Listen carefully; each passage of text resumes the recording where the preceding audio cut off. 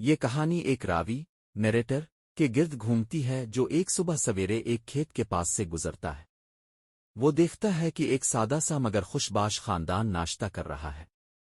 یہ خاندان 3 افراد پر مشتمل ہے، ایک محنتی باپ جو کھیتوں میں کام کرتا ہے، اس کی بیوی جو تازہ کھانا تیار کر رہی ہے، ایک نوزائیدہ بچہ جسے ماں سینے سے لگائے بیٹھی ہے۔ وہ دیکھتا ہے کہ یہ لوگ بہت غریب ہیں، ان کے کپڑے پرانے ہیں، گھر بھی عارضی سا ہے، لیکن اس کے باوجود وہ خوش ہیں۔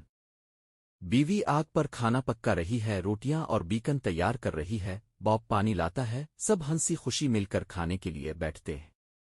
یہ سادہ سا منظر راوی کو بہت متاثر کرتا ہے۔ اسے احساس ہوتا ہے کہ اصل خوشی دولت آسائش میں نہیں بلکہ چھوٹی چھوٹی چیزوں میں اور خاندان کے ساتھ مل بیٹھنے میں ہے۔ یہ ناشتہ صرف کھانا نہیں بلکہ محبت، اتحاد اور زندگی کی اصل خوشبو کی علامت ہے۔ سٹائنبیک کے افسانے دی بریکفسٹ میں دکھایا گیا ہے کہ اصل خوشی دولت بڑے خوابوں میں نہیں بلکہ سادہ زندگی اور خاندان کی محبت میں ہے۔